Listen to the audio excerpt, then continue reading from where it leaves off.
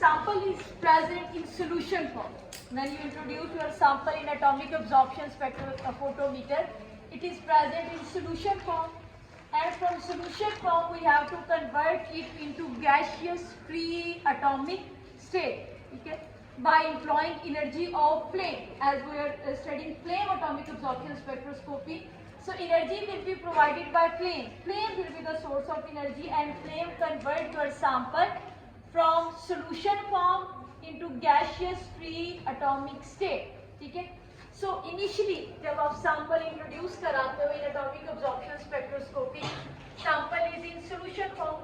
आपने solution introduce कराया किसी भी salt का, से आपने iron का किया, तो आप iron तो नहीं dissolve कर सकते water में, iron का salt होगा, either nitrate, chloride, जो भी आपने salt लिया. So that metal it is present in the form of salt. Iron है, कोबाल्ट है, क्रोमियम है, आपने उसका सॉल्ट लिया और सोल्यूशन प्रिपेयर किया, ठीक है. Now you have introduce your sample in solution form, and in solution आपका सैंपल किस फॉर्म में होगा? मेटल Na और साथ जो भी Ni होगा वो नेगेटिव फॉर्म में, ठीक है. मीन आपके पास सैंपल इस फॉर्म में होगा and it is in liquid form. Solution है, लिक्विड फॉर्म में है आपका सैंपल, आपने इंट्रोड्यूस कराया इस फॉर्म में, because in sample your salt got ionise. आपको पता है ना आपका सैंपल आयोनाइज हो जाता है. So you have introduce your sample in this form. आपने सैंपल इस फॉर्म में लिया. इसमें पहला स्टेप हमारे पास होता है न्यूबिलाइजेशन. हम सैंपल को न्यूबिलाइज करते हैं, इंट्रोड्यूस कराते हैं. न्यूबिलाइजेशन आपका सैंपल इसी फॉर्म में रहता है, M+A- and it is in liquid state. ये liquid state. When you introduce your sample in atomic absorption, nebulize your sample. आपने nebulize किया, छोटे छोटे drops में sample change हो जाता है, but still it is in liquid form. ये liquid form में है और liquid में sample ionic form में रहता है, ठीक है. Then next step क्या होता है? sample absorb energy from flame.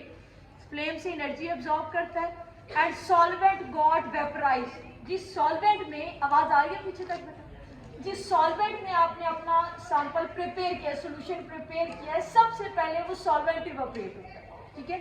सबसे पहले यहाँ डिसॉल्वेशन का फिनोमेना होता है, डिसॉल्वेशन. इन डिसॉल्वेशन क्या होगा? Your sample solvent it got evaporated. अगर सैंपल का सॉल्वेंट इवेपोरेट हो गया तो पीछे आपका सैंपल इस फॉर्म में रह जाएगा and it is solid form.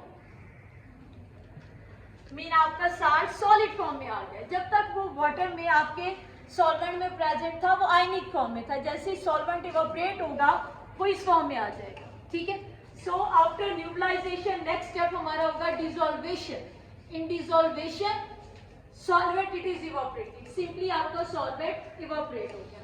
After that liquefaction.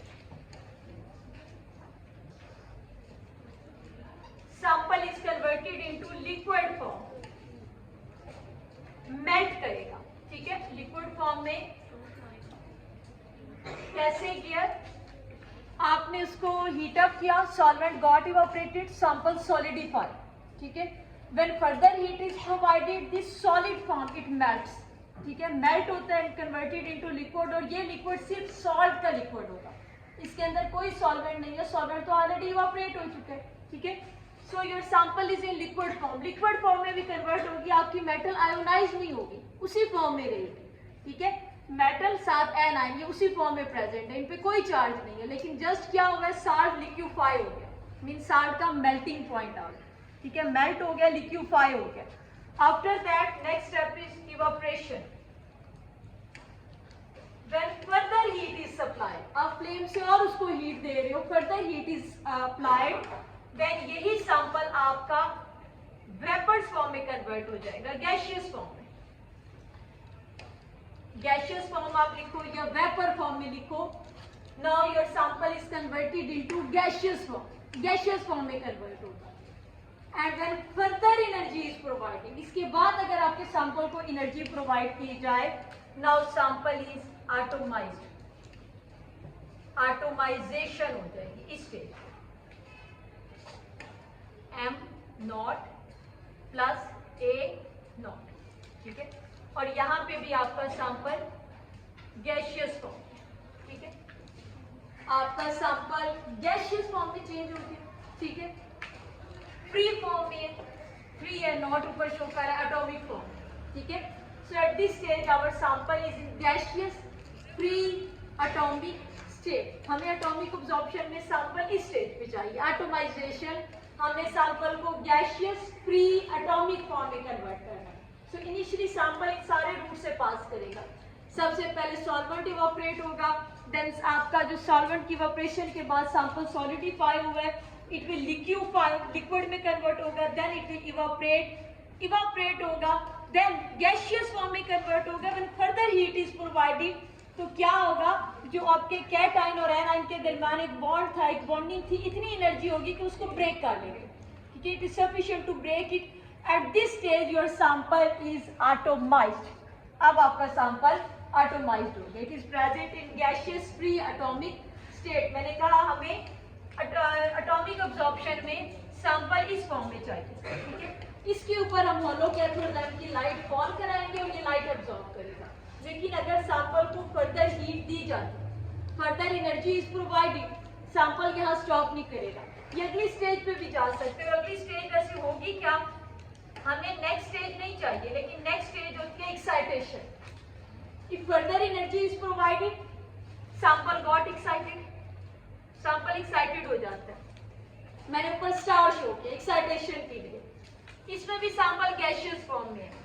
And if more energy is provided, अभी भी आप कंटिन्यूअसली इसको एनर्जी दे रहे हो, देन नेक्स्ट स्टेज होगी आयोनाइजेशन। सैंपल गॉट आयोनाइज्ड, इतनी ज्यादा आपने सैंपल को एनर्जी दे दी है कि उसके आउटर शेल से इलेक्ट्रॉन ही निकल गया, इट गॉट आयोनाइज्ड। और यहाँ पे भी सैंपल गैशियस फॉर्म में होगा, ठीक है। लेकिन हमें अगली दो स्टेजेस नहीं चाहिए, हमने सैंपल को एक्साइट भी नहीं कराना, हमने सैंपल को आयोनाइज भी नहीं करा, ठीक है। हम सिर्फ यहाँ इस स्टेज तक आना चाहते हैं by employing energy of flame. Flame की एनर्जी को यूज करके हमने जस्ट एटोमाइजेशन करना, हमें एटोमाइजेशन चाहिए, हमने फ्लेम को एटोमाइजर का नाम दिया।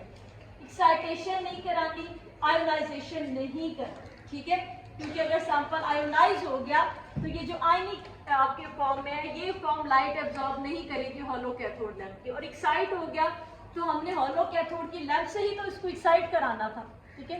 सो हमें ये दो स्टेजेस नहीं चाहिए, हम सैंपल को सिर्फ एटोमाइज कराते हैं, एटोमाइजेशन तक।